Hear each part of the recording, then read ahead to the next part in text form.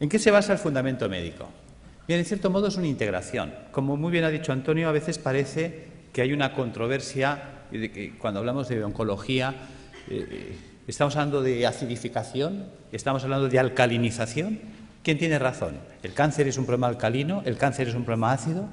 Los dos planteamientos tienen razón, porque todo va a depender de qué estemos mirando y dónde estemos mirando. El tumor en su interior es alcalino, mientras que en su exterior es tremendamente ácido. Por lo tanto, se genera esa dualidad, acidosis metabólica y alcalosis tumoral. Vamos a intentar explicar cómo se genera este fenómeno, que también esto nos va a permitir abordar la enfermedad y provocar la apoptosis tumoral. Es decir, el motivo del proyecto de trabajo que yo desarrollé inicialmente tenía una finalidad. Como yo trabajaba en hospital, me movía en hospital, estaba formado con la línea de hospital, veía realmente que en aquella época, pues, si tenemos una leucemia, un linfoma o un cáncer de mama, es igual, según sea de niños o de adultos, pues la única solución que teníamos era la quimioterapia. Pero esta realmente resultaba ser una terapia muy dura para el paciente, náuseas, vómitos, pérdida de pelo, en muchos casos hasta se perdían los dientes, se descalcificaban las personas, dolores terribles. Claro, te planteabas cómo conseguir que el niño que estaba en tratamiento, cuando yo estaba en oncología infantil, cómo conseguir que el niño sufriera menos y cómo conseguir también que el tratamiento fuera más eficaz. Es decir, si en lugar de dar 20 sesiones, si lo podíamos solucionar con 10, con 5. Bien, y eso es lo que me llevó a investigar qué podíamos hacer para mitigar la situación del paciente. Entonces me planteé que lo primero que teníamos que hacer era entender, para resolver un problema, lo primero que hay que hacer es entender el problema. ¿Qué es el cáncer? Te dicen, bueno, unas células que se han vuelto malas. Y bueno, sí, pero ¿y por qué? Ayer no eran malas y hoy sí lo son. Algo ha hecho que estas células degeneren, algo ha hecho que estas células se alteren. ¿Qué es lo que hay? Nadie daba contestación. ¿Hay alguna...? ¿No se oye bien en la sala? Es que parece que había un comentario por el fondo. Bien, volvemos. Entonces, ¿qué es lo que qué es lo que puede hacer que la célula se vuelva mala? Bien.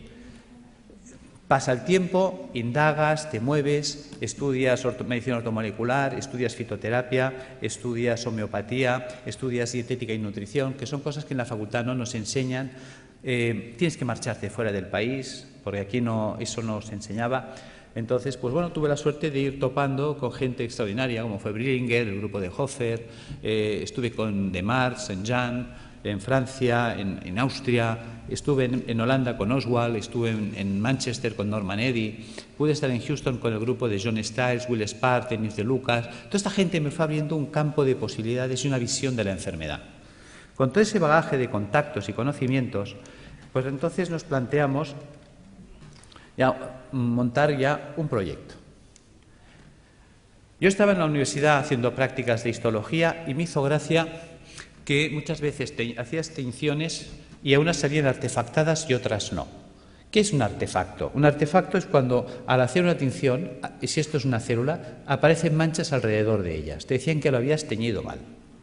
Y en cambio otras salían perfectas, solo se teñía la célula y el entorno no. Bien, tú con la ignorancia de estudiante piensas que sí, que igual has hecho mal la tinción, pero un día cae en tus manos un libro. Y el doctor Pischinger es un hombre que es anatomopatólogo, es catedrático de la Facultad de Medicina en Viena, en Austria, y presenta una tesis doctoral cum laude que se presenta, creo que se publicó en el año 70, The Matrix and the Matrix Regulations. Yo este trabajo lo conozco a través del doctor Ovirne. Me intereso por ese libro, lo leo, y creo que este hombre nos abre las puertas a la comprensión de la enfermedad, no del cáncer, de todas. Este hombre nos plantea que la enfermedad empieza alrededor de la célula, no en la célula. Es el entorno celular el responsable de que la célula se altere. Bien por fallo renal, bien por fallo hepático, bien por fallo pulmonar o bien por fallo multisistémico, todos a la vez. El sistema básico, podríamos decir que consta de esto, de pulmón, hígado, riñón, sistema vascular arterial, sistema vascular venoso, sistema intersticial, célula. En este caso hemos puesto la piel, pero que sepáis que también puedo poner mucosa, es indistinto. Si os fijáis, de aquí para aquí piel y de aquí para adentro mucosa. Si ahora cortara el labio, tendría en un lado piel, otro mucosa y el sistema celular en medio. Luego entenderéis por qué explico este detalle. Bien, ¿qué ocurre? Resulta que el pulmón, el hígado y el riñón son filtros que como tales trabajan 24 horas al día desde que nacemos hasta que morimos. El corazón de una persona en reposo sabemos que mueve 5 litros de sangre por minuto. Luego, por cada uno de estos filtros pasarán, lógicamente, como mínimo 5 litros de sangre por minuto. Todo el mundo entiende que si esto es el filtro del aire de un automóvil, ponemos en marcha el automóvil y el aire pasa a través del filtro, el filtro se va a ensuciar. Y te dicen que cuando esté sucio, cuando tenga 5 o 10.000 kilómetros según el tipo de filtro, que lo cambies. Lo entendemos en un coche, pero no lo queremos entender en las personas. Vamos a reflexionar sobre este dato. 5 litros de sangre por minuto y una persona en reposo. Si cada minuto pasan 5 litros de sangre, ¿qué es lo que están filtrando estos señores? Los residuos metabólicos del sistema celular. La sangre arterial es la que lleva oxígeno, azúcares, grasas, proteínas, minerales. ¿Para qué? Para nutrir al sistema celular. Hay que enviarle oxígeno, hay que enviarle grasas, hay que enviarle proteínas para que la célula se nutra, se oxigene, viva. Pero esta célula, cada vez que respira, cada vez que recibe oxígeno, ella genera un residual metabólico o basura, que es el CO2. Si yo le envío grasas, ella la va a usar y la va a metabolizar, y cuando esta grasa se degrada, la tira, que es el colesterol.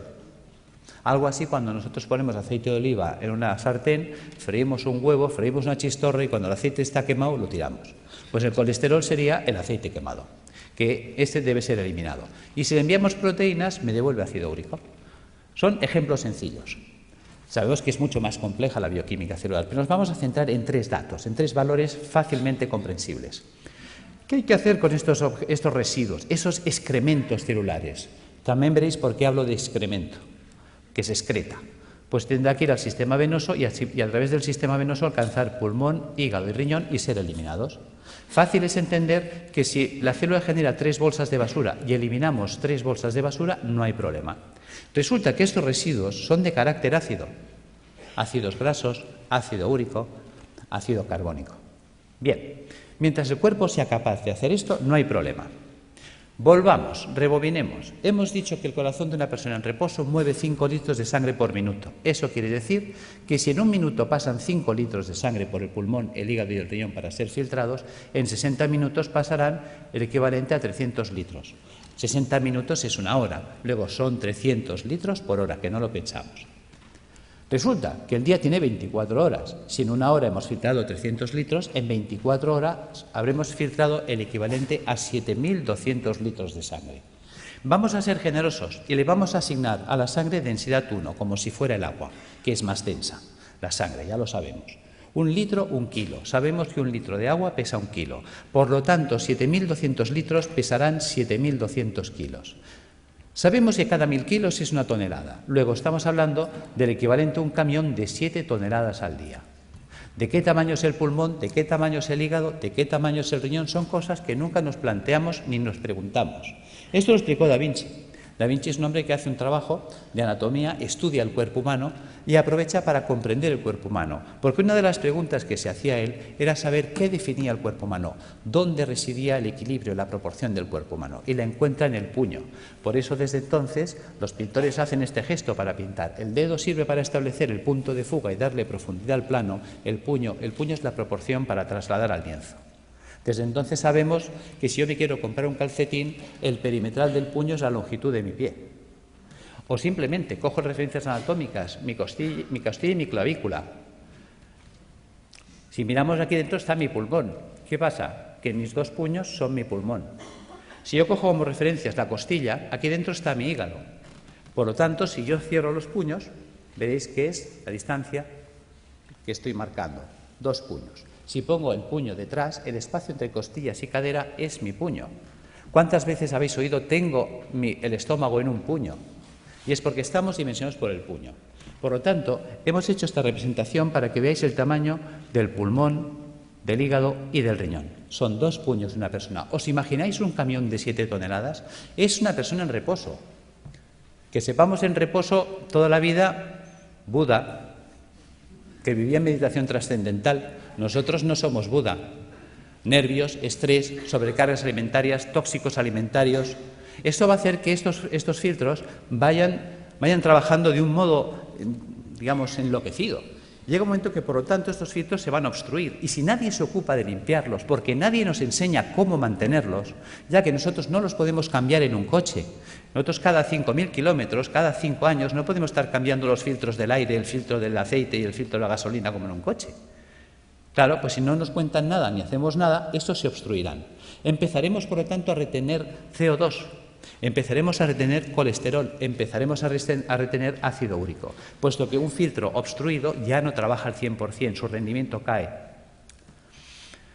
Entonces nos vamos a encontrar que en el organismo puede variar el pH. Claro, el cuerpo no puede permitir que el pH varíe en sangre. Muchas veces nos preguntamos, ¿cómo es posible que un deportista de élite, entrenado, perfecto, esté corriendo en un campo y caiga fulminado o muerte súbita? Porque a veces ha ocurrido eso, un bloqueo metabólico. Es decir, la acidosis metabólica que ha generado ha sido tal que su pulmón, hígado y riñón no han sido capaces de drenar, ha entrado en una acidosis metabólica brutal en sangre. Sabemos que una variación del pH en un medio provoca un stop de reacciones químicas. Las reacciones químicas en sangre se paran, muerte. Algo tan simple, digamos, se nos pasa por alto. Estamos encontrándonos que entonces el cuerpo muchas veces lo que hace para evitar este fenómeno, evitar que haya un stop de reacciones químicas en sangre, empieza a hacer un acúmulo, va a retener estos radicales ácidos libres en el espacio intersticial. Por lo tanto, se irá empantanando el sistema. La interposición de residuos metabólicos en el espacio intersticial entre el capilar y las células, las endotoxinas, van a generar una serie de dificultad para la nutrición celular. Son los trabajos también de Reykjavik, cuando hablaba de la homotoxicología, es decir, la célula acabará ahogada por sus propios residuos metabólicos, por sus propios detritus, por sus propios excrementos. Esta barrera de ácidos que se nos va a formar, de ácido úrico, de ácidos grasos, etcétera, va a impedir que la célula se nutra. Veamos.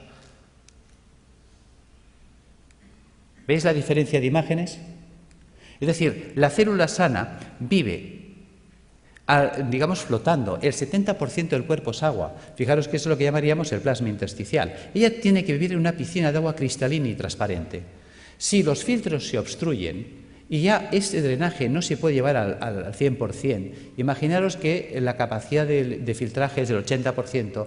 Quiere decir que el 80% del carbónico, el 80% de los ácidos grasos, el 80% del ácido úrico se eliminará, pero el 20% se quedará parte atascado en los filtros, parte en sangre y parte se empezará a acumular en el espacio intersticial. Si esto se va llevando en el tiempo hacia adelante, acabará ocurriendo esto. Fijaros que ahora el entorno celular, y esa era la idea de Pischinger, la enfermedad empieza alrededor de la célula, no en la célula. Es el entorno celular el que va a degradar ese sistema. Fijaros que ahora la célula ya entra en precario. Fijaros que estos son ácidos. Los ácidos son altamente corrosivos. ¿Qué pasa?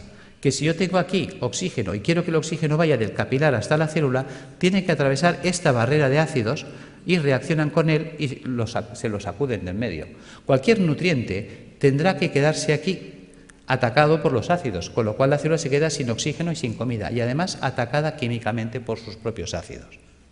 Fijaros que esto explica el por qué. Cuando yo tengo un tejido sano y hago una tinción celular, no se artefacta el entorno celular, mientras que cuando tengo un tejido enfermo y hago una tinción en una anatomía patológica, sí se artefacta el entorno celular, sí que fija colorantes. Se utilizan habitualmente colorantes de carácter básico, los ácidos fijan las bases, luego el entorno celular se ha vuelto ácido. Por lo tanto, los que hablan de que la degeneración celular está basada en un proceso de ácido, tienen razón, aquí están los ácidos. Claro, fijaros que esta célula en estas condiciones, ¿qué opciones tiene? Solo tiene dos opciones. Sin oxígeno, sin comida y atacada químicamente por los ácidos, opción 1, morir. Por falta de oxígeno, quemadas químicamente por los radicales acumulados a su alrededor. Fijaros que si una célula no se defiende, no reacciona, porque la célula no es una tuerca, no es un tornillo, es un ser vivo, es inteligente, es un ser que, lógicamente, pues decimos que si no estuviera vivo no se podría morir. Fijaros que esta célula tiene que tener su capacidad de reacción. Una vez hicieron unos programas de televisión que clavaron esto. Creo que era una serie de dibujos animados que se llamaba Érase una vez la vida. Ahí lo clavaron. Las células son los ciudadanos del cuerpo. Los órganos, los edificios donde viven los ciudadanos. Arterias y venas, calles y avenidas, por donde transportamos los alimentos, por donde recogemos las basuras. Los nervios, el tendido eléctrico, las líneas de teléfonos, el sistema nervioso central, el ayuntamiento.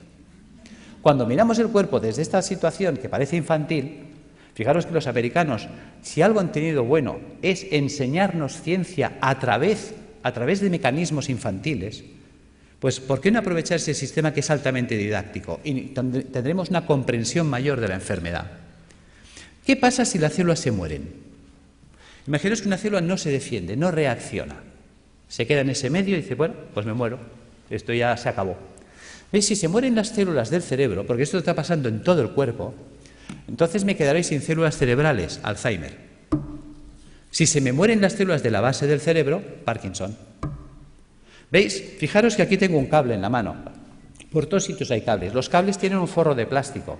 Los cables conducen los impulsos eléctricos que en estos momentos nos permiten la informática, la luz, todo. En el cuerpo los nervios conducen todos los impulsos eléctricos y electroquímicos. Pero están forrados de la vaina de mielina. La vaina de mielina sería el plástico. ¿Qué pasaría si yo echara un chorro de ácido sobre los plásticos, sobre los aislantes de los cables? Que el ácido haría una acción corrosiva sobre el plástico. El cable se cortocircuitaría, pero dejaría de conducir. ¿Qué pasa si resulta que los nervios que me están uniendo esta célula con el cerebro, la mielina es atacada por los ácidos que hay a su alrededor? Se degrada la mielina. Sin mielina hago una enfermedad desmielinizante, esclerosis múltiple, esclerosis lateral amiotrófica, esclerosis en placa. Pissinger fue un genio. Nos hizo entender las enfermedades. ¿Veis? ¿Qué pasa si la célula, imaginaos que aquí ponemos piel y aquí le ponemos un pezón? ¿Veis? Esto es una célula del pecho. Imaginaos que esta célula se muere. ¿Ves? Un tejido con células muertas es un tejido fibroso. Hablaremos, por lo tanto, de fibromas. ¿Ves? Fibroma mamario, fibroma uterino, fibrosis prostática. ¿Ves? Que el fibroadenoma a nadie le preocupa. ¿Por qué a nadie le preocupa? Es un fibroma. Pues porque un fibroma son células muertas y las células muertas no matan. Fijaros cómo somos. Vemos el problema, pero no estamos siendo capaces de valorar la trascendencia del problema. ¿Ves? Mientras tanto, si se mueren las células del pulmón, amigo, fibrosis pulmonar, fibrosis hepática si se mueren las del hígado, fibrosis renal si se mueren las del riñón. Y fíjate que decimos fibrosis pulmonar de causa idiopática. ¿Y por qué hablamos de causa idiopática? Porque estamos acostumbrados a que si no hay bichito no hay causa. Entonces tiene que haber el bichito. Y si no encontramos la bacteria de turno, el hongo de turno o el virus de turno, entonces no sabemos por qué se ha fibrosado el pulmón. Y es tan sencillo como esto. Al pulmón le está llegando más basura de la que puede tirar. Y es una basura de carácter ácido. Imaginaos que yo soy una célula pulmonar, tengo que recibir el carbónico, tirarlo, coger el oxígeno, meterlo. Y estoy todo el santo día trabajando como un burro. Y de pronto me empieza a llegar más carbónico del que puedo tirar porque yo estoy agotado. Al final yo acabo sepultado en carbónico. El carbónico químicamente me quema. Al quemarme me muero. No es tan difícil de entender. Y eso pasa en el hígado, pasa en el riñón. ¿Ves? Son las enfermedades esclerosantes que llamamos, que están ahí en el saco perdidos de Dios. Las enfermedades de carácter idiopática, claro, para eso no hay tratamiento, porque no hay la pastillita. Bien, ¿qué ocurre si la célula sobrevive? ¿Ves? La célula decide no morirse, va a luchar. Hay células que se rebelan. Yo soy un superviviente, yo voy a luchar. ¿Cómo lo hace? Hay 4 mecanismos. Uno, hacer un globo de agua. Voy a retener agua y me voy a envolver en agua. Me monto mi mini piscina. Vale. ¿Veis? Estoy desplazando los ácidos, mantengo un canal de comunicación con el sistema celular, con el capilar arterial, y recibo nutrición y tiro la basura fuera. ¿Veis? Fíjate que en el sistema celular del cuerpo funciona el dime tú qué sabes. O lo que hacemos todos en un examen cuando nos hace una pregunta y no sabemos. Miramos al de al lado. Oye, ¿tú qué haces? Dice, yo me echo un globo de agua. Dice, vale, yo te me hago otro. Y la de al lado me copia. Y se empiezan a copiar todas las células. Si todas las células empiezan a retener un globo de agua, es esa persona que empieza a engordar, y ya puede hacer dietas que no adelgaza. ¿Ves? Hay gente que dice, es que yo he ido a una clínica carísima, me han cobrado 6.000 euros, me han tenido 5 días a agua y he engordado. Yo tengo pacientes que vienen diciéndome esto. Yo, claro, porque tu cuerpo se está defendiendo de la acidosis metabólica reteniendo el agua. Y el agua, aunque sea calorías cero, el agua pesa. Y si esa persona retiene el agua, se la queda, aumenta de peso. ¿Veis? Este es el tema. Opción 2, tamponar. ¿Qué es tamponar? Tamponar es convertir un ácido en una sal. ¿Veis? Fijaros, por ejemplo, aquí tenemos una imagen de un hueso y una imagen de un hueso pues ya osteoporótico, lleno de agujeros, parece un queso gruyère. ¿Veis? Yo tengo ácido clorhídrico, que es un ácido terrible. Yo podía hacerlo reaccionar con hidróxido sódico. Con el OH del hidróxido sódico y el hidrogenión del clorhídrico, puedo formar H2O. Y con el cloro y el sodio, cloruro sódico. ¿Veis? He convertido el ácido clorhídrico en cloruro sódico. Fijaros que si yo tengo una jarrita de ácido clorhídrico y dejo caer un chorrito en la mano, tal como cae el chorrito, me perfora la mano más rápida que un Black & Decker. Lo sabéis. Es terriblemente corrosivo. Mientras que yo puedo coger la sal, el cloruro sódico a puñados y soltarlo y no pasa nada. Por lo tanto, el cuerpo hace lo mismo. Quitarle a Juan para darle a Pedro. Cuando un tejido vital entra en compromiso, ¿qué hace el cuerpo? Sacrifica una estructura para mantener viva otra. Entonces, si yo tengo ácido úrico en el espacio intersticial, ¿qué puedo hacer? Pues empezar a robar minerales de los huesos. Si tengo ácido úrico, formaré urato sódico. Si tengo ácido palmítico, palmitato sódico. Si tengo ácido carbónico, carbonato cálcico. ¿De dónde puedo robar calcio y sodio? De los huesos. Y empezamos a entender la osteoporosis, la artrosis, la artritis, el ataque ácido a los huesos. ¿Veis? Y aparecen entonces calcificaciones en los tejidos blandos. Uy, tienes calcificaciones en la mama, tienes calcificaciones en el pulmón. Fíjate que el cuerpo nos está avisando. Te está diciendo que el siguiente paso, ¿cuál va a ser?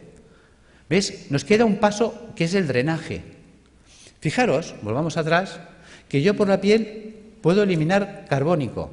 Yo por la piel puedo eliminar grasas, tengo el cutis graso, lo habéis visto 1000 veces. Yo por la piel saco amoníaco, urea. Veis que hay gente que mancha las camisas, los sobacos de cercos amarillos, urea. ¿Veis? Si yo saco un sudor excesivamente ácido por la piel de la célula, ya que antes de morir, ¿qué hace? Empieza a echarlo todo por la piel. Si saco un sudor muy ácido por la piel, se me quemará la piel. Ataque químico, dermatitis, psoriasis, eczemas. Por eso dicen que la psoriasis no se cura, porque la quiero curar con una pomadita desde fuera, cuando el problema está dentro. ¿Veis? Vamos entendiendo las enfermedades. Realmente nos abrió los ojos. Si yo entiendo la enfermedad, yo puedo resolver la enfermedad. Si yo entiendo el problema, yo puedo resolver el problema. Lo que no podréis nunca resolver un problema que no entiendo o no quiero entender. Esta es, diríamos, la situación en la que nos encontramos. ¿Veis? Podemos hacer el drenaje hacia las mucosas, que decíamos antes. Si en lugar de drenar hacia la piel, dreno hacia las mucosas, pues entonces tendríamos un problema a nivel de mucosas, llagas de boca, llagas de esófago, llagas de estómago, colitis ulcerosa. Claro, la gente dice, oye, ¿qué es lo que y por qué hay gente que drena por la boca y otros drenan por el colon y otros drenan por el estómago u otros drenan por la piel? Porque el cuerpo, hemos dicho, que es como una ciudad donde el sistema nervioso central es el ayuntamiento. Ejemplo. ¿Veis? Creo que hubo una época en la que Madrid tenía un conflicto de basuras. Y entonces se reúne el Cabildo y decide montar pues un vertedero de las basuras de Madrid, creo que fue en San Sebastián de los Reyes. Pregunta, ¿qué ciudad se contaminó? Respuesta, San Sebastián de los Reyes. Claro, llega un momento que la gente de San Sebastián de los Reyes está hasta aquí de la basura de Madrid. Y dicen, oye, a ver, ¿qué hacemos? Bueno, el Cabildo de Madrid se da cuenta de que es verdad, se reúne y dice, bueno, ahora vamos a tirar la basura hacia Madrid, a Toledo. ¿Quién se va a contaminar ahora? ¿Veis? El cuerpo hace lo mismo. El sistema nervioso da órdenes y las células ejecutan las órdenes. Dicen, tira la basura por la boca. Pues el tío por la boca, pues llagas de boca. Oye, tíralas por el recto. Pues el tío ahí, colitis ulcerosa. Oye, tíralas por la piel. Pues mira, psoriasis. No las tires, coge todo el calcio y todo el sodio que quieras del hueso, pues mira, artrosis, osteoporosis. ¿Ves? Según la orden que da, la célula actúa.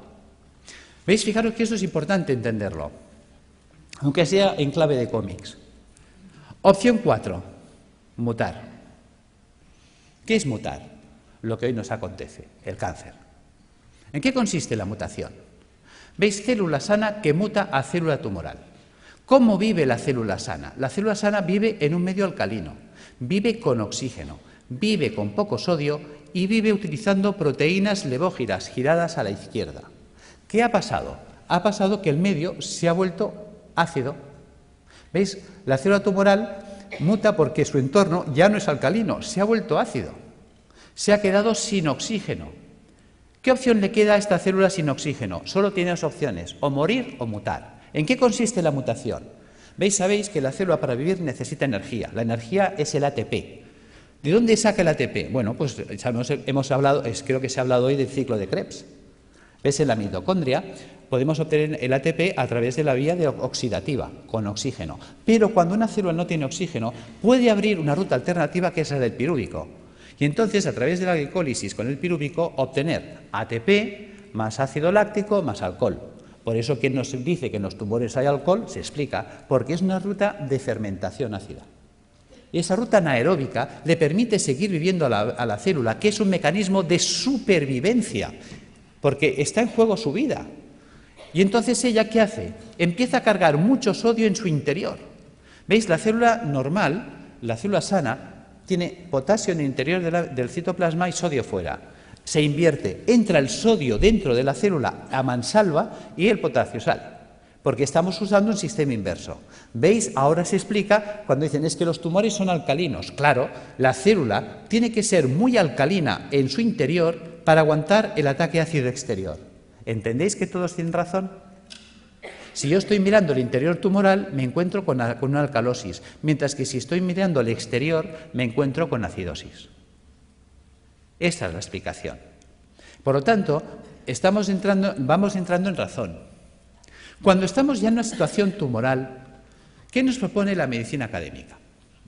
La medicina académica nos propone que hay que cortarle la cabeza al tumor, evidentemente si se puede, si es accesible quirúrgicamente.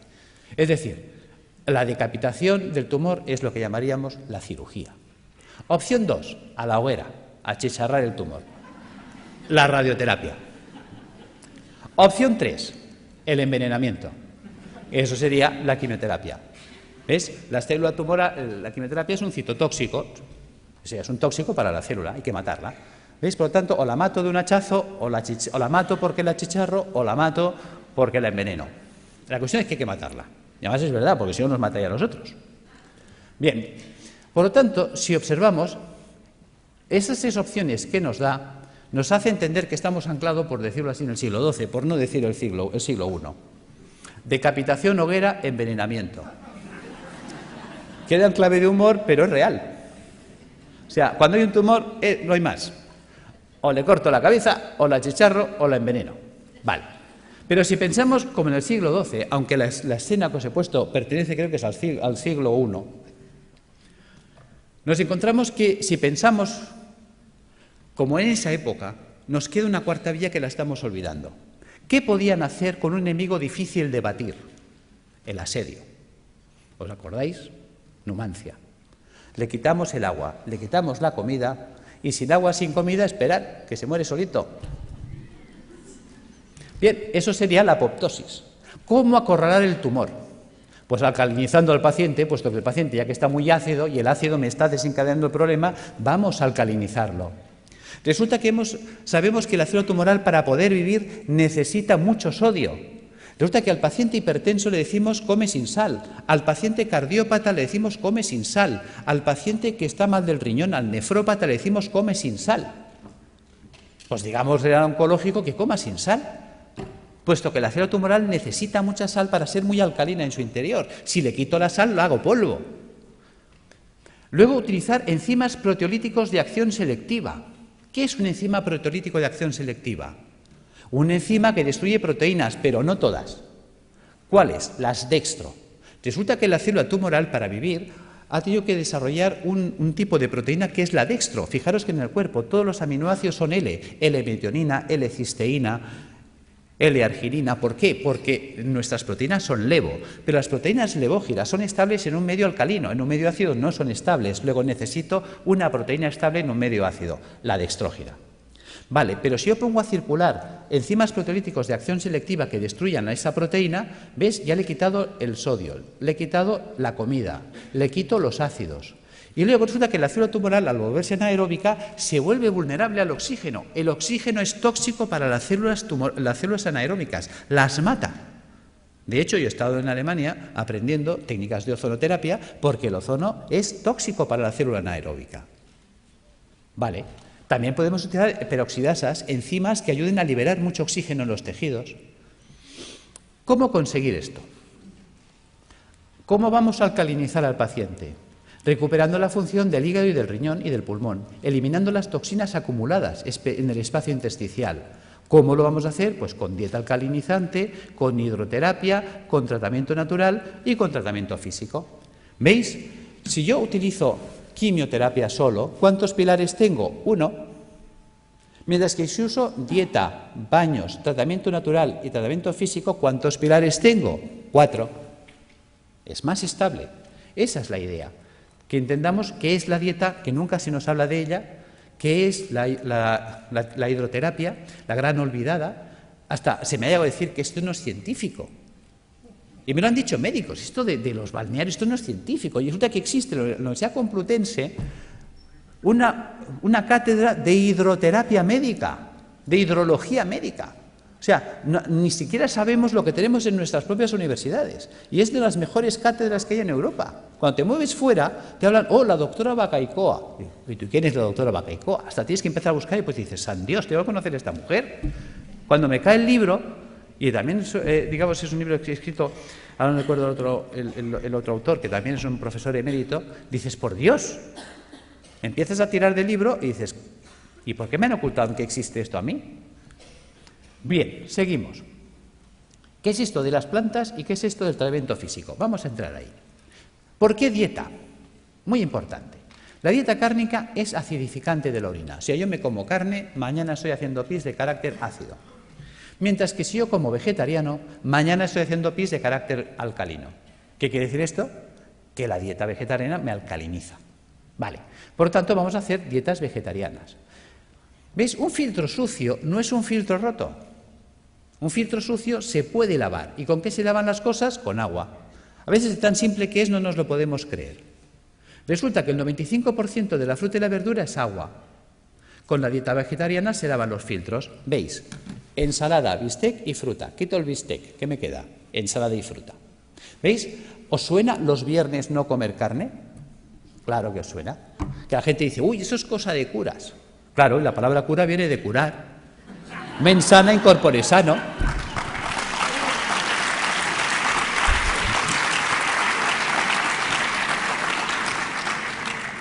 Claro, ¿qué ocurre? Que cuando las cosas gracias, pero bueno, es para romper un poco el ritmo porque estaréis cansados y dormidos. Claro, ¿qué ocurre? Claro, la gente lo relaciona con los curas, pero con la parte mística. Claro, dice, la gente dice, ¿y esto de dónde lo han sacado los curas? Vas tirando del libro y los curas lo sacaron de un médico, Galeno. ¿Ves? Yo me acuerdo cuando empecé la carrera de medicina, fue la época que se rompieron los números clausus y entraron 3.000 personas a la universidad. Dijeron, nada, puertas abiertas, que entre todo el mundo y que sea un curso selectivo. Y estábamos 3.000 en primero de carrera. Y entonces había una asignatura opcional, optativa, que se llamaba Historia de la Medicina. ¿Sabéis cuántos se apuntaron a esa asignatura de los 3.000 que estábamos en primero? Nadie más. Con lo cual me fue genial, porque tuve un catedrático, clases particulares para mí solo. Y ese hombre, que fue el doctor Felipe Cid, al cual le tengo un recuerdo maravilloso, me dijo, te voy a citar una frase de Napoleón para empezar tu formación en Historia de la Medicina. Hay de aquel pueblo que olvida su historia porque está condenado a repetirla. Tenía razón. Y luego me citó otra frase de Oppenheimer. Decía, solo tiene futuro aquel que investiga en el pasado, porque investigando en el pasado se puede redescubrir el futuro. Tiene miga. No dijo descubrir, dijo redescubrir. ¿Veis? Nuestros abuelos nos decían, está todo inventado. Y era verdad. ¿Por qué me remito a Galeno? Galeno fue aquel médico que dijo, vale más prevenir que curar. ¿Cómo llega a esa conclusión Galeno? Porque Galeno fue el médico de los 3 nos. ¿Ves? En la época de Galeno te inscribías en la facultad, por decirlo así, el 15 de septiembre y el 30 de septiembre ya eras médico. Ya está. Y como la ignorancia es atrevida, ¡hala, todos a ejercer! Claro, también hay que saber que en aquella época, con que supieras si el paciente hacía de vientre negro, ¡qué malo! Si hacía rojo, mira, a lo mejor puede ser un hemorroide, ¿no? Si vomitaba verde, tranquilo. Como vomitara rojo, aburem, ¿no? Y si se vomitaba negro, dalo por muerto. Ya está, ya eres médico. O sea, porque claro, no había nada. ¿Cuáles son los 3 grandes nos de Galeno? Él sale, se sienta, como hombre sabio que fue, y por eso nos acordamos de él, y dice, Primero, no sé medicina. Con lo que me han enseñado no sé nada. Segundo, no tengo medicamentos, no existían, los inventó él. Tercer, no. Si no sé medicina y no tengo medicamentos, no puedo curar. Obvio. Claro, ¿qué hace Galeno? A Galeno le enseñan la medicina hipocrática. Hipócrates había dicho otra cosa. Hipócrates dijo que tus alimentos sean tus medicamentos, que tus medicamentos sean tus alimentos. Y se queda tan pancho. ¿Por qué dice esto? Porque él observa cosas curiosas. En aquella época la gente vivía muy asilvestrada. Todos vivíamos en el campo, muy silvestres. Y encima vivíamos con vacas y ovejas y realmente el ser humano tiende a copiar y a hacer lo que hacen los demás animales. ¿Ves? Que además es curioso, tiene relación con la historia de la medicina y la historia del medicamento. ¿Veis? Fíjate que un vaquero, o sea, un señor que cuidaba vacas en Escocia, creo que fue, le contó a un veterinario que había observado, que le llamaba la atención desde pequeño, que cada vez que una vaca le salía un tumor o un bulto en la mama, en las ubres, pues que dejaba de comer pasto normal y se iba a buscar una planta que nunca la comía, que nadie la quería. O sea, tú se la ofrecías y te la escupía. Pero cuando tenía un tumor o un bulto en las ubres, iba como loca a buscarla. ¿Y qué iba a buscar esa vaca? Vinca, la vinca per vinca. Resulta que el veterinario no deja en saco roto el comentario del pastor, sino que coge esa planta y se la lleva a la universidad y la analizan. Y se dan cuenta que es verdad que en la vinca existe un principio activo antitumoral. De ahí salió la vincristina. ¿Os suena? ¿Veis? La historia del medicamento viene de las plantas. Pues lo mismo hizo Galeno. Galeno se da cuenta de que Hipócrates hablaba de que los pacientes que se ponían amarillos, es decir, el hígado, empezaban a comer como locos alcachofas, se veían alcachofas. Entonces, muchos mejoraban si comían muchas alcachofas. ¿Cuál era el problema? Que había que comer 60 alcachofas al día. Se establece un concepto de dosis. Claro, a ver quién es el guapo que desayuna, come, merienda y cena 60 alcachofas al día y durante un año. O sea, cuando le recomendabas a un paciente que hiciera eso, o que si estaba mal del riñón se comiera 60 cebollas, pues cogían el cesto, se iban a ver a Hipócrates y decían, mira, tío, que lo dejo, que me da igual, que yo me muero. Segundo problema que había, pues si se acababa la temporada de alcachofas, ¿qué hacemos? Pues a Galeno se le enciende la bombilla.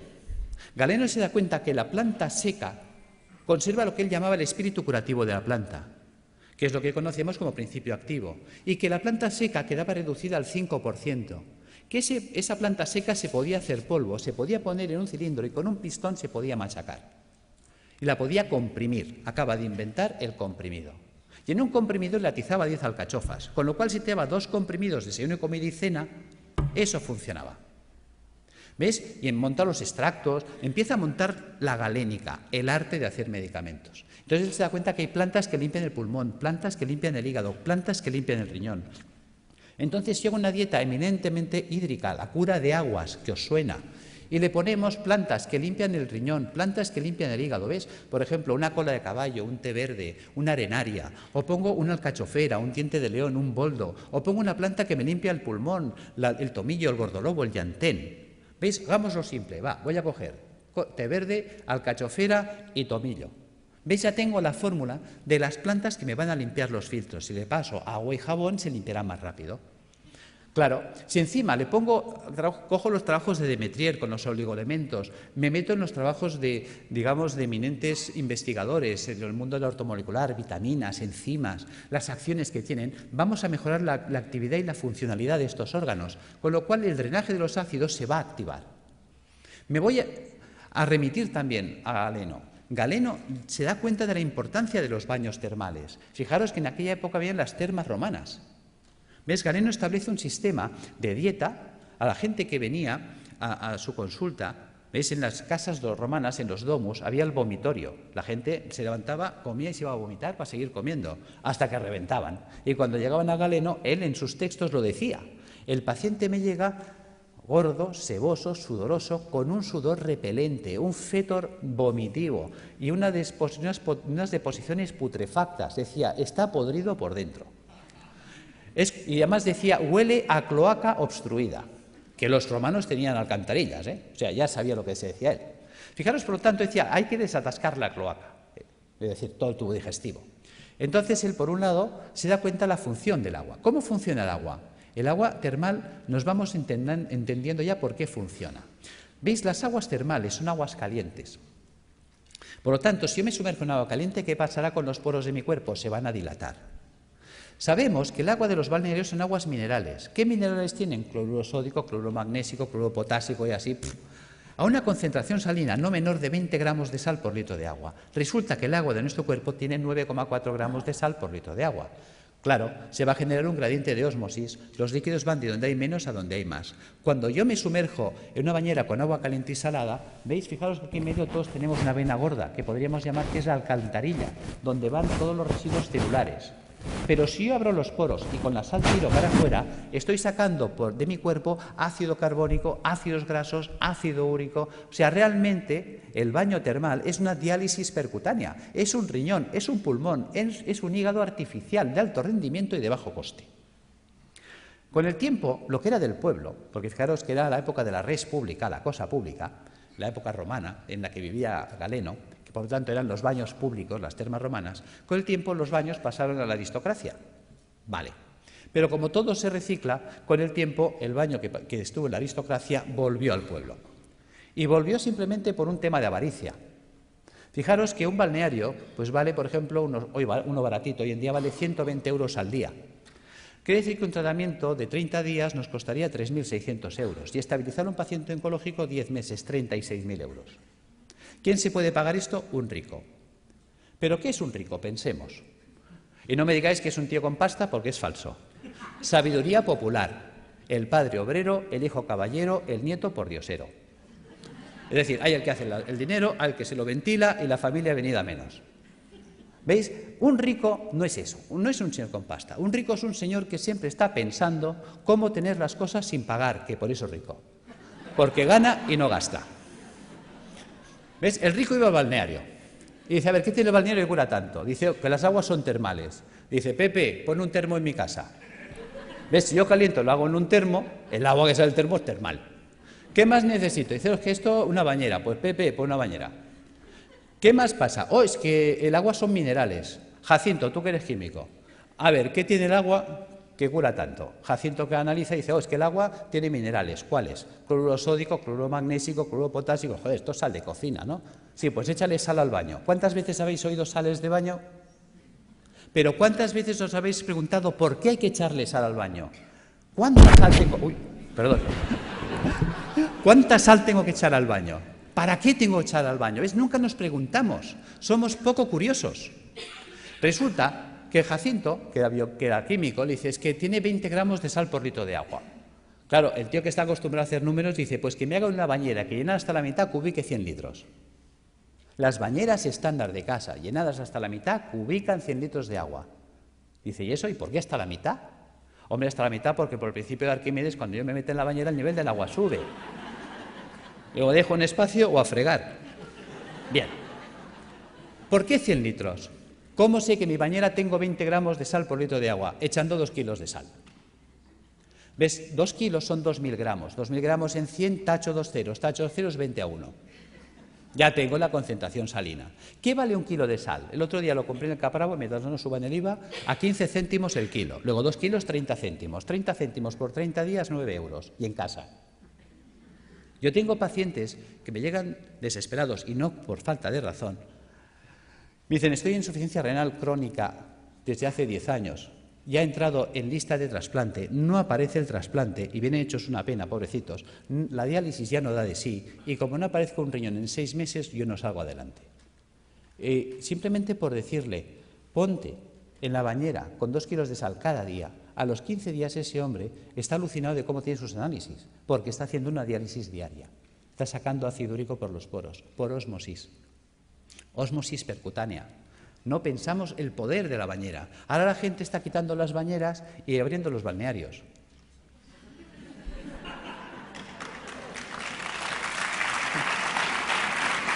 Bien. Gracias. Seguimos. Ya entendemos para qué la bañera, ya entendemos para qué una dieta hídrica. Hay mucha gente que me dice, Alberto, ¿hay que ser entonces vegetariano? No, tampoco. Y a ver, cuéntame esto, si me dices que la dieta vegetariana es buena. Bueno, es que una cosa es que la dieta vegetariana sea buena y otra cosa es que tengamos que ser vegetarianos. ¿Ves? Una vaca es vegetariana. ¿Por qué? Ella solo come vegetales. ¿Por qué? Porque puede. La vaca tiene 4 estómagos, panza, bonete, librillo y cuajar. La vaca puede hacer 4 digestiones al mundo vegetal. Por eso la vaca consigue el 100% de los nutrientes del mundo vegetal.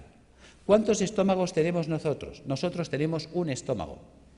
No podemos ser vaca. Nos falta tecnología digestiva. Es así de sencillo. ¿Ves? Hay gente que dice que yo sí, puede sobrevivir, porque el cuerpo está adaptado a sobrevivir, pero no a vivir. ¿Ves? Hay herbívoros, hay omnívoros y hay carnívoros. Nosotros somos omnívoros. Pero eso no quiere decir que nos venga bien un día a la semana limpiar. Fijaros, los reyes inventaron la bula para comer carne los viernes. Los reyes no lavaban los filtros. Pregunta, ¿de qué se morían los reyes?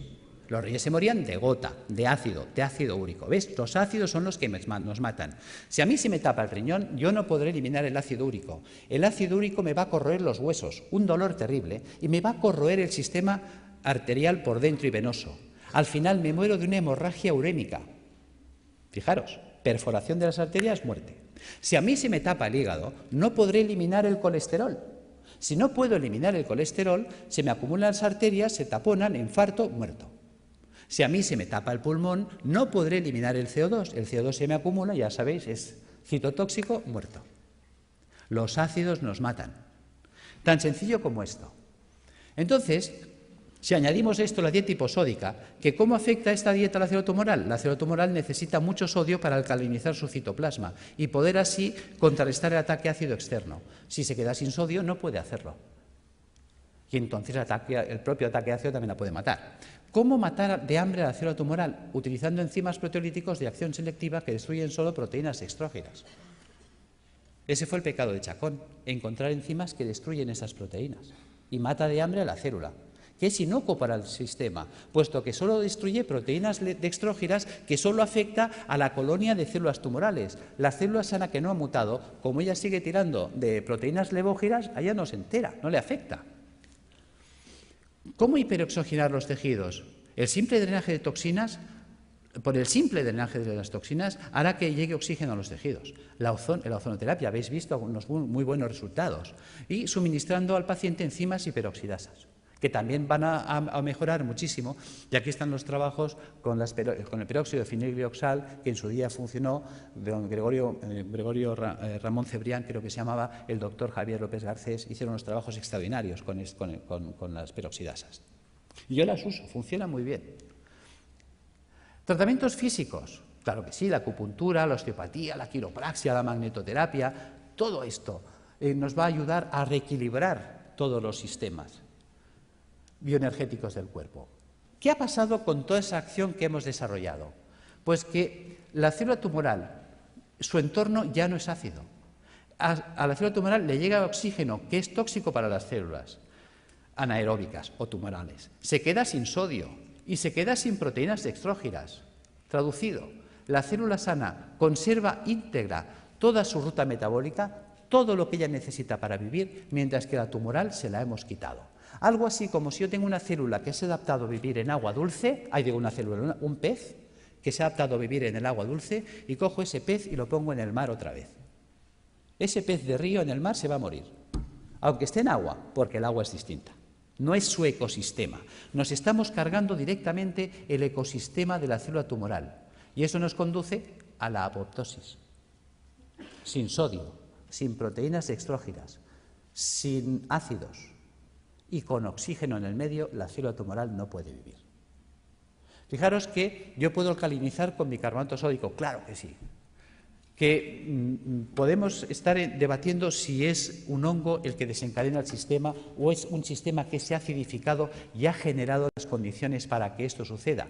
Yo me inclino por lo segundo. ¿Veis? Fijaros, vamos a pasar estas dos imágenes. Las imágenes hablan por sí solas. ¿Veis? La célula normal tiene que vivir en una piscina de agua cristalina y transparente. Mientras que si nosotros no hemos cuidado, porque nadie nos ha hecho entender la importancia de comer un día a la semana vegetariano, de bañarnos un día a la semana en agua con sal, de tomar plantas depurativas que nos ayuden a tener limpios los filtros, mira qué fácil es. ¿Ves? Si nosotros desde pequeñitos acostumbramos a nuestros hijos a bañarse en la bañera con 2 kilos de sal, a comer vegetariano un día a la semana y a tomar una infusión de alcachofa, tomillo y té verde, esto estaría funcionando limpio toda la vida. Y entonces estaríamos siempre en estas condiciones. ¿Veis? Fijaros, si yo no limpio esto, ¿qué pasa? Que ahora esta célula que tendría que estar viviendo en una piscina de agua cristalina y transparente, ahora tiene que vivir en una piscina de aguas fecales, sus propios excrementos, porque a lo que hemos comentado antes, ¿veis? A esto, al ácido carbónico, al ácido graso y al ácido úrico le podemos llamar el excremento celular. ¿Por qué le llamamos excremento celular? Vamos a ver. Si nosotros comemos, ¿qué hacemos? Caca. Y si nosotros bebemos, ¿qué hacemos? Pis.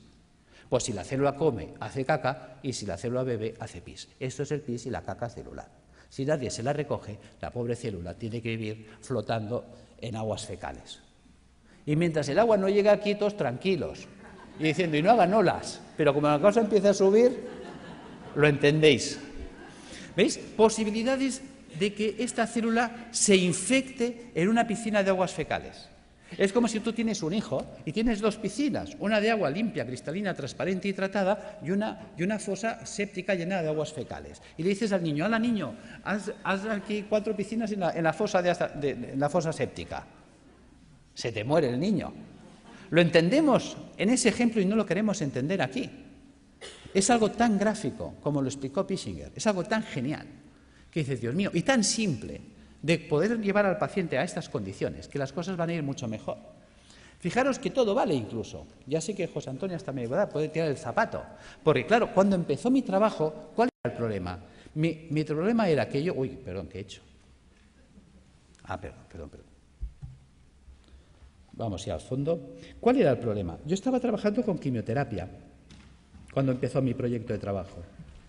Y claro, no entendía cómo era posible que la quimio no funcionara si in vitro funcionaba. Y un día, cuando leo este trabajo, se me enciende la bombilla. Vamos a ver, supongamos que me viene un abogado ahora y me dice, Alberto, acabas de heredar una finca de la tía Carmeta en Tarragona. Pues vale, pues muy bien. Hombre, qué alegría, qué pena por la tía Carmeta, claro, pero también qué alegría por la finca. Son 600 hectáreas. Y dijo, Dios, te vas ahí y dice, pero yo soy médico. Hala, me cojo un ingeniero agrónomo y me lo llevo para allá. Dice, a ver, tú ingeniero, ¿esto sirve para algo? Dice, hombre, está abandonada, está ruinosa esta finca, lleva 30 años que nadie la ha tocado, está silvestrada. ¿Pero vale o no vale? Dice, pues, aquí cebada la que quieras. Dice, bueno, pues ponla en marcha. ¿Veis? Y ahora veo al ingeniero que coge el trigo o la cebada y empieza a echar la cebada entre los zarzales y los matorrales. ¿Tú qué dices? Dice, vaya ingeniero. Resulta que los médicos hacemos esto. Cuando tengo al paciente en situación tumoral, le atizo el suero en sangre y quiero que la molécula llegue a la célula. Se quema por el camino, no llega. Los ácidos la destruyen.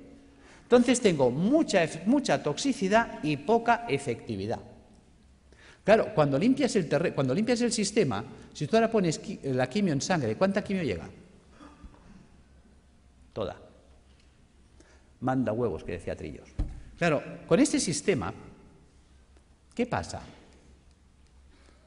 ¿Ves? La célula sana está harta, ha comido, está bien alimentada, ella no tiene hambre.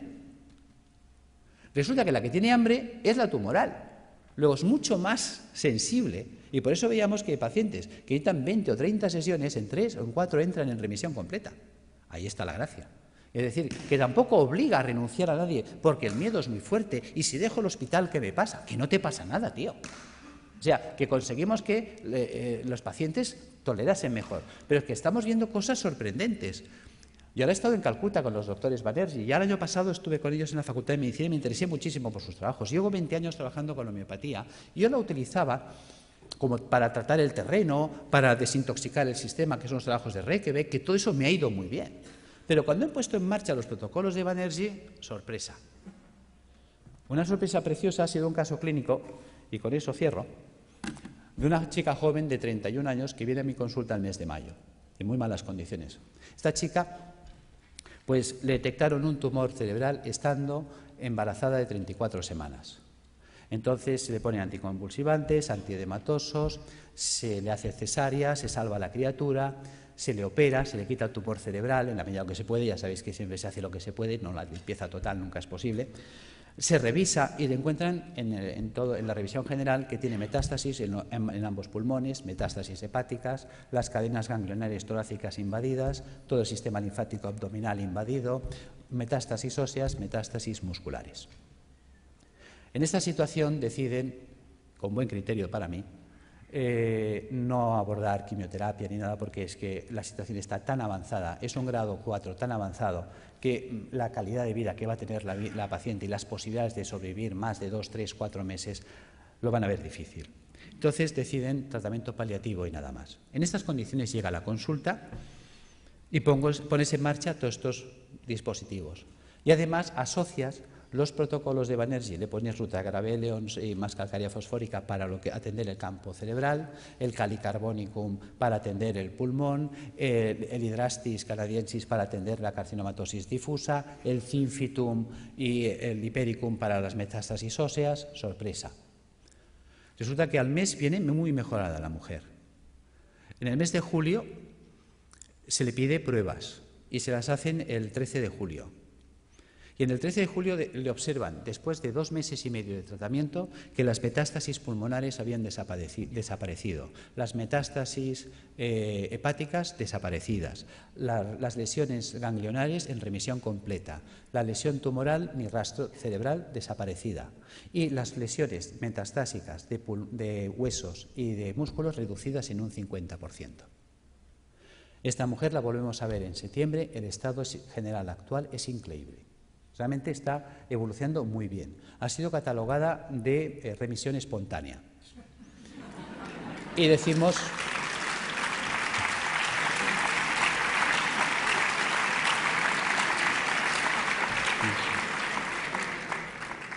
Y es verdad, está respondiendo espontáneamente porque se está produciendo una apoptosis. Pero se está produciendo la apoptosis porque la paciente está haciendo lo correcto. Ha cogido un camino que le funciona.